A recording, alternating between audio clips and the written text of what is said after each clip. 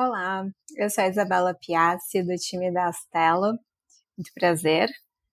Estou aqui hoje para falar com vocês sobre os termos e condições de um contrato de investimento. O que eu pensei para nós hoje? Então, começar primeiro aí pelo passo a passo do processo de investimento, para vocês entenderem o momento exato que passam a ser discutidos os termos e condições do contrato. A gente vai dar um double click em term sheet e contrato definitivo. Falaremos na sequência rapidamente sobre os tipos de contratos que existem e aí, por fim, entraremos nos termos e condições de um contrato de investimento. Então, começando aqui pelo passo a passo do processo. O início, do processo de investimento, ele se dá com o início do relacionamento do investidor com o empreendedor, seja por meio de um cold call, seja por meio de um evento, seja por meio de uma indicação. O importante é que as partes tenham interesse em começar esse relacionamento e a desenvolverem algo em conjunto. Passando essa etapa, há algumas reuniões entre o empreendedor e o investidor, seja o time, seja o GP, seja um associate. O importante é que tenha um aprofundamento do que o empreendedor está fazendo, o interesse por parte do time de investimento. Tendo esse interesse, e esse aprofundamento e o time entendendo que faz sentido apresentar para o time Astela, por exemplo, a gente tem o Meet the Family, que é basicamente um pitch que o empreendedor faz para o time Astela para receber aí um feedback geral do time como um todo e entender se passará ou não para a próxima etapa. A próxima etapa é o Deep Dive, basicamente um aprofundamento em todos os itens que já foram abordados durante as reuniões com o time. Então, por exemplo, pode-se falar com outras pessoas do time que ainda não foram abordadas, ou até mesmo falar com clientes, dependendo do estágio aí da empresa, falar com clientes para entender qual que é o diferencial a empresa entrega para ele, tá? Então, dando aí um cheiro para vocês de como costuma acontecer. Passando o Deep Dive e tendo esse interesse, o time produz um memorando de investimento para apresentar para o comitê de investimento. Normalmente as pessoas do comitê já participaram do pitch no Meet the Family, alguns gestores às vezes até já conhecem o empreendedor, dependendo da jornada que ele tem, e aí tem o memorando com o resumo de todos esses itens que foram estudados, abordados, inclusive até os riscos da rodada. Isso é apresentado e aí deliberado entre os membros do comitê para uma decisão de um sim ou de um não, seguir ou não seguir. Tendo o sim para o investimento, que é o nosso farolzinho verde, a gente passa realmente para a parte que importa hoje para a gente, tá? Que é basicamente o term sheet, a due diligence, a discussão dos contratos, a assinatura e, finalmente, o investimento em si. Então, o que a gente vai fazer hoje? A gente vai dar agora esse double click no term sheet e nos contratos, que são os que têm os termos e condições que interessam hoje para a gente. Então, vamos aí dar esse double click. O que eu quero contar para vocês sobre o term sheet? Ele é basicamente um resumo dos termos e condições da rodada. Então, nele já vão estar presentes 90% das cláusulas dos temas que vão ser abordados no contrato definitivo, tá? Aqui é super importante ter um bom alinhamento do investidor com o empreendedor, porque é importante que tudo que seja combinado, que seja importante na empresa, esteja presente já no term sheet, tá? Os principais termos e condições, E aí, o que ele faz? Ele ajuda a adiantar pontos críticos e mais delicados, como a gente vai ver mais para frente alguns tipos de cláusulas, mas aqui já são discutidos alguns pontos para que no momento do contrato de investimento não tenha a discussão de pontos que já foram vistos no term sheet. Então é super importante, mais uma vez, que o empreendedor e o investidor estejam super alinhados nesse sentido, sobre todos os pontos, tá? E aí, tendo já discutido os pontos mais importantes da rodada, ele torna a discussão dos contratos mais célere, mais leve, tá? Então é super importante o papel do term sheet no momento de um investimento. E aí aqui os contratos definitivos, né? O que é importante destacar rapidamente sobre eles? O formato, né? A gente vai ver daqui a pouquinho nos tipos de contratos que o formato ele pode ser um instrumento de dívida conversível ou pode ser diretamente no equity da empresa, né? No cap table. Ele é um aprofundamento do term sheet, então uma cláusula que tem, sei lá, 3, 4 linhas num term sheet, ela vai ter 10 linhas num contrato. Então, vai ter esse aprofundamento, esse detalhamento dos pontos importantes do contrato. E também vão ser incluídos neles pendências da due diligence, por exemplo. Então, dá um exemplo aqui para vocês.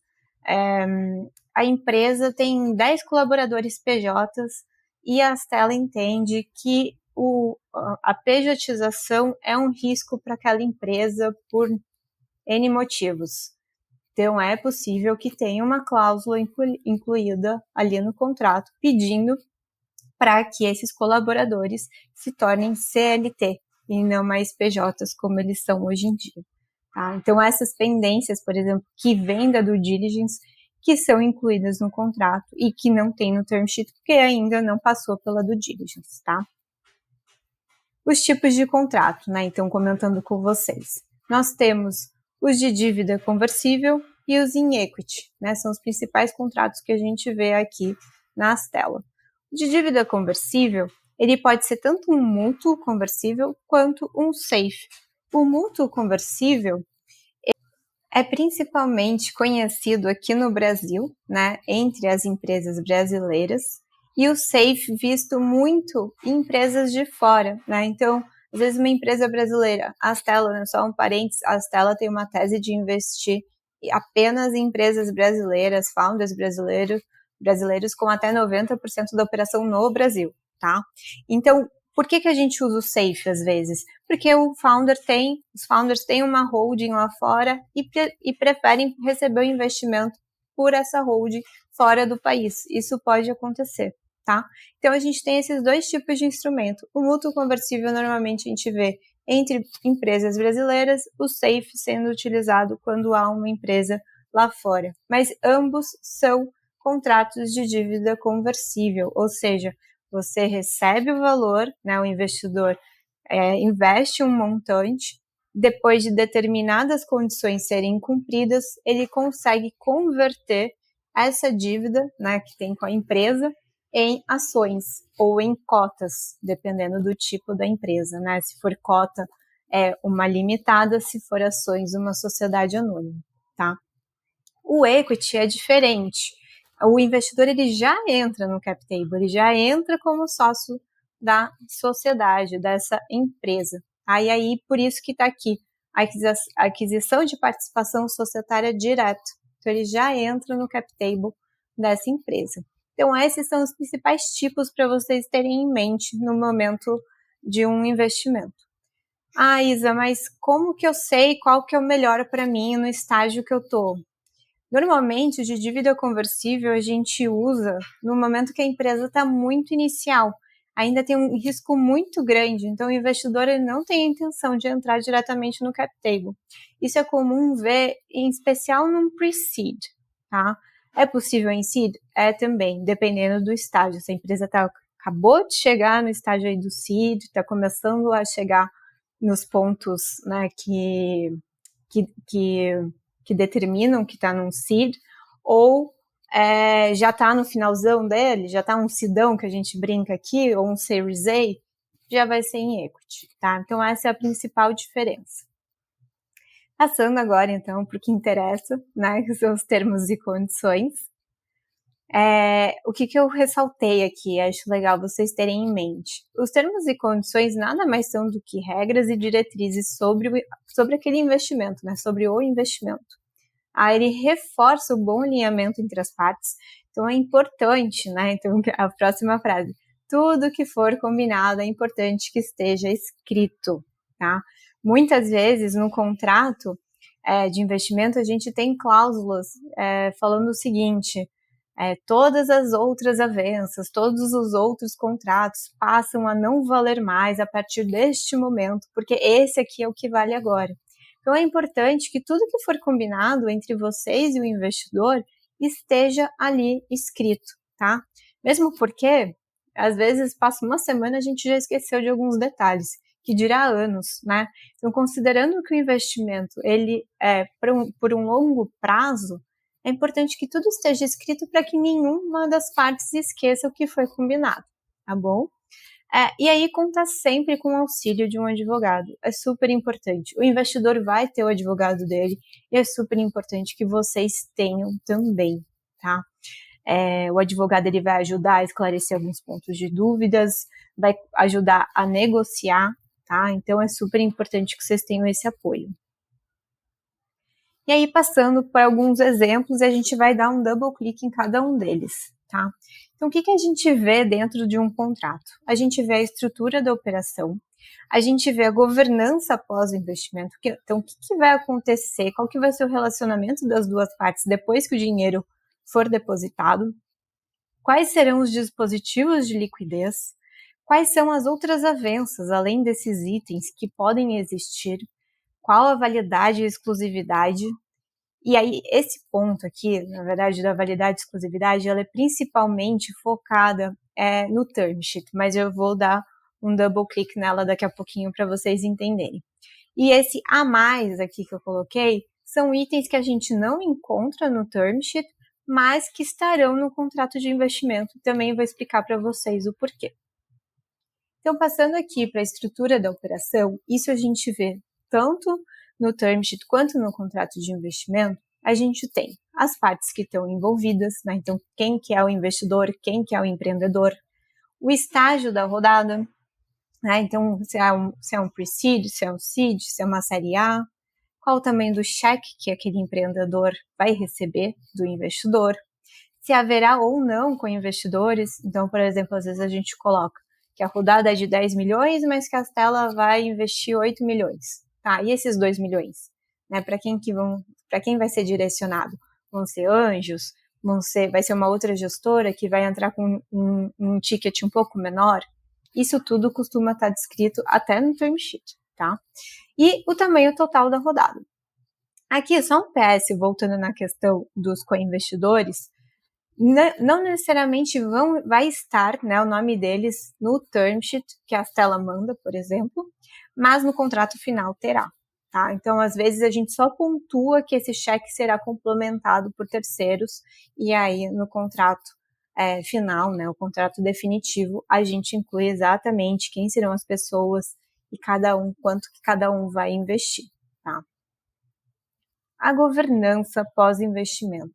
Governança, principalmente, vai estar direcionada no acordo de acionistas. Isa, mas já tem acordo de acionistas logo de largada? Sim. Independente se é um mútuo conversível ou se é um equity, a cláusula de acordo de acionistas vai estar presente, inclusive desde o term sheet, tá?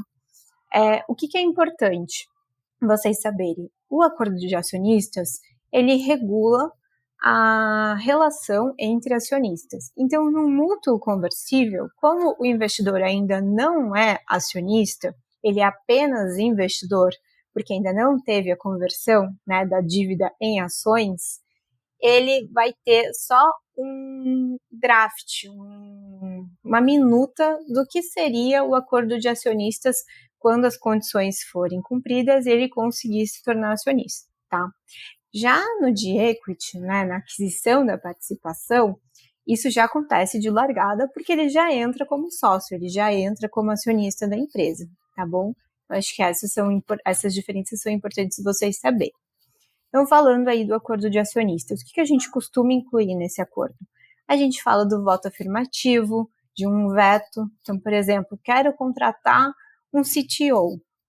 A Stella vai ajudar, vai apoiar na decisão desse nome. É uma pessoa estratégica, né? Estamos falando, afinal, de tecnologia, de uma empresa de tecnologia. O CTO tem um cargo extremamente importante. Então, a Stella pode ser que peça para votar a favor ou contra a decisão de trazer a pessoa que está sendo está sendo discutido, tá? Composição do Conselho de Administração. A Stella, por entrar muito cedo na jornada das empresas e gostar sempre de estar o mais próximo possível dos founders e liderar as rodadas também, porque isso é importante, a gente pede que estejamos na composição do Conselho de Administração, ou seja, que a gente tenha um assento no board da empresa. Tá? Isso acontece, mais uma vez, tanto no mútuo quanto num contrato direto, de compra direta na participação. Tá? Esse pedido ele sempre existe. Quando é no mútuo, ainda é um board que é extraoficial, ele ainda não existe. Quando é no de equity, ele já existe e pode ter, inclusive, outros investidores. Tá? E aí a composição normalmente, ela acontece da seguinte forma: a gente pode pedir uma cadeira para nós, e aí os empreendedores indicarem mais uma pessoa de confiança e terem uma outra cadeira, então seriam 3 posições, podem ser outros investidores juntos, enfim, isso é discutido no momento do investimento, tá? E aí tem outras obrigações, por exemplo, a obrigação de permanência. Isa, o que é essa obrigação de permanência? Essa obrigação de permanência, basicamente, o empreendedor não pode sair da empresa. Mas como assim sair da empresa, Isa? Pois é, tem empreendedores que às vezes não estão tão engajados com a empresa e depois de um ano que receberam um investimento, pedem para sair, podem pedir para se desligar da empresa. E aí essa cláusula vem exatamente para evitar isso o máximo possível. Por quê? Como a Stella ela entra muito cedo, né, e outros investidores, né, quando entram muito cedo, a aposta principal ela está mais no empreendedor do que na empresa, né? Às vezes o produto não está redondo, às vezes a máquina de vendas não está redonda. Então a aposta principal são nas pessoas daquele time. Se dali um ano eles decidem sair, a Stella fica, né, de mãos atadas, perde completamente o sentido daquele investimento. Então a gente costuma incluir isso. Por exemplo, a gente pode colocar, sei lá, dali 5 anos vai ter uma penalidade ano a ano sobre a participação desses founders. Então, por exemplo, um dos co-founders quer sair no primeiro ano, ele perderia 100% de sua participação. Mas ele quer sair apenas no segundo ano. Tudo bem, ainda vai ter uma penalidade de 75%. E assim vai decaindo até aí o quinto ano. Tá? Aqui a ideia não é sair, independente dele ter 25%, depois 50% de participação, a ideia é realmente fazer com que essa trava existe e a pessoa não pense nisso em nenhum momento, tá? Isso serve até para uma secundária, né? Isso tudo tem que ser muito alinhado com o investidor. Mas eu preciso de um pouco de liquidez, eu quero vender um pouco da minha participação. Vamos entender como que vai funcionar, tá? Super importante isso estar alinhado com o investidor, com o empreendedor. Aqui a gente vai entrar nos dispositivos de liquidez, que eles também fazem parte do acordo de acionistas, tá? Mas vamos separar aqui em outra caixinha para ficar um pouco mais fácil de entender. Aqui, o primeiro que a gente tem é o direito de preferência, também conhecido como Liquidation Preference, tá? O que ele significa? Que no momento de liquidez da empresa, a troca do controle da empresa ou a venda de uma parte relevante dessa empresa, o investidor, ele tem direito a sair de primeira, né, em vez dos sócios. Então, ele tem direito a receber primeiramente o valor que vai ser destinado à liquidez, em vez dos sócios ou da empresa ou dos outros investidores. Tá? Isso é sempre negociado rodada a rodada, mas aqui, por exemplo, a gente sempre pede esse direito de preferência, tá? Na liquidez. E aí pode, por exemplo, isso pode influenciar até no resultado do fundo. Às vezes a empresa não está indo tão bem e a gente tem 1,5x de liquidation preference. Então, além do 1x que a gente investiu, a gente já tem esse meio aí de retorno a mais que nos ajuda no resultado do fundo. Então, é super importante, super estratégico isso para as duas partes, né? Então, esse é o primeiro ponto. Esse segundo, ele se refere ao direito de preferência de comprar as ações que estão sendo oferecidas, tá? Então, por exemplo, o founder quer vender um pedacinho aí da participação dele. Nós, né, da Stella, a gente tem o direito de comprar essas ações primeiro do que está sendo oferecido para o terceiro, né, para uma terceira pessoa, nas mesmas condições, nos mesmos termos. Então, por exemplo, está sendo oferecido 10 ações por 10 mil reais. Mas para a Stella eu quero vender por 20. Não. Se você está oferecendo a 10 mil para o terceiro, que nem faz parte do seu cap table, a Stella, que faz parte do seu cap table, tem esse direito de comprar a 10 também, tá? Indo aqui para o próximo, o direito de venda conjunta ou tag-along. O que significa? Então, basicamente, se o founder, né, receber uma proposta de terceiro para vender suas ações, a Stella pede que ela também tenha o direito dessa venda, né? Então, uma venda conjunta. A Stella pode exigir que tenha uma compra da participação dela nos mesmos termos que estão sendo oferecidos para o founder. Então, o founder vai sair, a Stella levanta a mão e fala, eu também quero vender a minha participação, eu tenho esse direito, tá? Que daí é conhecido como tag-along. O próximo que a gente vai falar é o direito de arraste ou drag-along, tá? Também conhecido como drag. Basicamente, o que ele combina, né? Que tendo aí, sei lá, 80%, tem que ser uma participação relevante, tá? 80% da empresa quer sair, quer vender para um terceiro, os demais acionistas vão ser arrastados juntos. Então, eles vão ser obrigados a também vender a participação deles. Isso é importante para quando tem uma venda para um estratégico, não ter um anjo, por exemplo, ali atrapalhando a operação. Então, por conta do tamanho dele, por ser um anjo, né, um investidor menorzinho, ele vai junto. A Stella, por exemplo, conseguiria arrastá-lo, tá? Então, isso é super importante no dia a dia aí das operações, na venda de uma empresa. Aqui, se vocês forem ver, todos os itens a gente está falando realmente de saídas, né? E aqui, por último, a gente tem a opção de venda, também conhecido como put option, que a gente fala bastante, né, na sala de exercício da put. O que é isso? Basicamente, ela funciona no momento do write-off. Então, a empresa não está indo bem, o investidor não tem mais a intenção de ficar com aquelas ações que ele adquiriu, e aí ele pede o exercício da sua put, que basicamente é falar, founder, não tenho mais intenção de ficar com as suas ações, me devolva por R$1. Tá? Normalmente é esse valor bem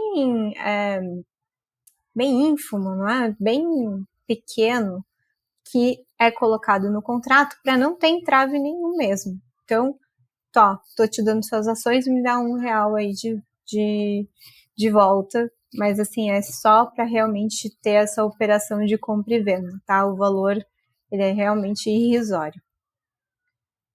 E aqui passando agora para as outras avanças, né, que a gente pode encontrar nos contratos. Aqui, então, a gente tem, por exemplo, a proteção anti-diluição, que o investidor pede para que ele não tenha diluição em rodadas subsequentes com valores abaixo da rodada que ele entrou, tá? Então, um mecanismo aí para manter a sua participação de entrada. O non-compete e o non-solicitation, o que significa isso, né? São cláusulas comuns. Non-compete, basicamente, o founder quer sair, né, depois lá do tempo do lock-up, ou mesmo pagando a penalidade do lock-up, ele quer sair. Ele não pode criar uma outra empresa, entrar numa outra empresa, ajudar uma terceira empresa que faça parte do mesmo mercado, do mesmo setor que a empresa dele que foi investida, tá? Então, normalmente aí se pede um período de 2 anos, por exemplo. Então, ele não pode trabalhar nesse mercado, nesse setor. O non-solicitation, também mais ou menos no mesmo período. Então, o founder saiu, e aí ele não pode chamar pessoas do time para fazer parte de alguma outra empresa com ele, tá? Por quê? Porque às vezes pode chamar uma pessoa estratégica, porque pode levar uma pessoa que tem informações adicionais, enfim, importantes. Então, isso a gente coloca em contrato para bloquear esse tipo de atitude, tá? O direito à informação. A gente coloca aqui o direito à informação porque nós, nas telas, a gente pede mensalmente algumas informações para os nossos founders, tá? Então, por exemplo, qual a receita daquele mês, qual o burn daquele mês, como que está o caixa.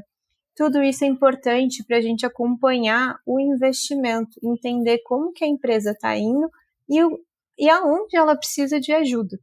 Além disso, a cada 3 meses, a gente tem um relatório trimestral que a gente compartilha com os nossos investidores. Então, é super importante que essas informações estejam atualizadas para que o nosso dever de prestação de contas com os nossos investidores, né, investidores da Astelo, consigam ser cumpridas, tá? Que esse dever consiga ser cumprido e aí as informações sejam passadas.